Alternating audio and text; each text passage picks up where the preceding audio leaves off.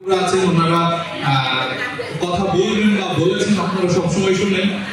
আমি যাদেরকে অনলাইনে দেখি, অনেক ম্যাম আছেন, আপু আছেন, তাদের কাছে আমি এখানে দেখতে পাচ্ছি। তো তাদের সামনে কথা বলাটা একটা জটিল ব্যাপার। তারপরেও যেহেতু আমাকে টপিকটা দেওয়া হয়েছে, তো আমি চেষ্টা করছি যতটুকু সম্ভব হয় আর কি। তো প্রথমে আমি একটু আমার পরিচয়কে দিচ্ছি। আমি মোহাম্মদ বিল্লাল হোসেন। আমি স্টেট ইউনিভার্সিটি অফ বাংলাদেশের food engineering and nutrition science ডিপার্টমেন্টে লেকচারার হিসেবে কর্মরত আছি। তাছাড়াও লেখালেখির সাথে 2017 সাল থেকে সম্পৃক্ত আছি। পুষ্টি বা অন্যান্য বিজ্ঞান ভিত্তিক বিভিন্ন বিষয়ে লেখালেখি করি আর কি। তো আমরা শুরু করলে ভালো হয়। আমাদের জন্য সময় খুবই কম, কারণ এখন অলরেডি প্রায় 4:06 বাজে। তো আমি প্রথমে আপনাদের একটা বিষয় একটু আলোচনা করতে চাই স্পেসিফিক ভাবে। সেটা হচ্ছে যে যেটা নিয়ে এখন প্রচুর কথা হয়, যে আমাদের যারা নিউট্রিশন গ্রাজুয়েটস আছে তাদের আসলে কর্ম পরিবেশের জন্য বা কর্ম উপযুক্ত যে দক্ষতা দরকার সেগুলির আসলে ল্যাকিংস আছে প্রচুর পরিমাণে। তো আপনাদের আসলে পুষ্টিবিদ বা পুষ্টি বিষয়ক ক্যারিয়ার যদি গঠন করতে চান, তাহলে আপনাদের কি কি দক্ষতা থাকা দরকার? আমি বিশেষ করে অনুরোধ করবো বিভিন্ন বিশ্ববিদ্যালয় থেকে যারা এসেছেন আর কি, আমি নাম বললে অনেকে বলতে পারবো। তারপর আমি রিকোয়েস্ট করছি আপনারা যদি একটু কাইন্ডলি মনোযোগ দিয়ে শোনেন, আপনাদের সবাইকে রিকোয়েস্ট করছি।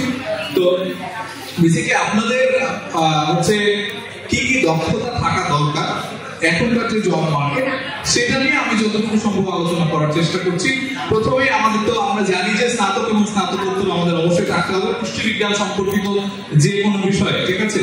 অবশ্যই খাদ্য পুষ্টিবিজ্ঞান সম্পর্কিত যে কোনো বিষয়, এটা একটা হচ্ছে যে প্রিলিমিনারি বা প্রাইমারি আপনার কোয়ালিফিকেশন এই জব মার্কেটে এন্টার করার জন্য।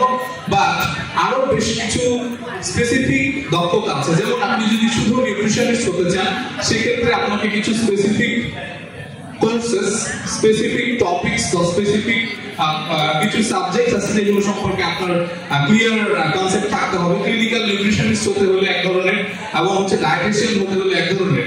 এটা যেমন শুধুমাত্র বুকিশ নলেজ ব্যাপারটা এমন না, এটা আপনার সাম্প্রতিক যে গবেষণাগুলো হচ্ছে সেই গবেষণার যে ফলাফল সেটা কি বলছে, আপনি বইয়ে কি পড়ছেন এবং আপনার যে একাডেমিক জার্নি সেই জার্নিতে কি অ্যাচিভ করেছেন, এই তিনটার সংমিশ্রণে আপনি যদি এই ফিল্ডে যারা আপনার কাছে সেবা নিতে আসে তাদেরকে সঠিকভাবে সঠিক তথ্য উপস্থাপন করতে পারেন, তাহলে কিন্তু আপনি আসলে একজন হচ্ছে সঠিক খাদ্য ও পুষ্টিবিজ্ঞানের মানুষ হতে পারবে। যেটা এখন সবচেয়ে বেশি প্রিভালেন্ট দেখা যায় যে নিউট্রিশন পড়ে নাই এরকম মানুষ নিউট্রিশন নিয়ে কথা বলে, ফিটনেস নিয়ে কথা বলে, তারপর হচ্ছে যে অন্য একেবারে কমপ্লিটলি ভিন্ন পেশা থেকে এসে এখানে তারা নিউট্রিশন নিয়ে কথা বলছে, নিউট্রিশন তারা হচ্ছে জিম বা ফিটনেস নিয়ে কাজ করছে। এই যে ব্যাপারগুলো, এগুলো কিন্তু আমাদের আসলে ওভারকাম করার জায়গা, এবং হচ্ছে এই জায়গা থেকে ওভারকাম যদি না করতে পারি তাহলে কিন্তু আমাদের পেশাকে আমরা বাঁচাতে পারবো না, আমরা যারা নিউট্রিশনে আছি।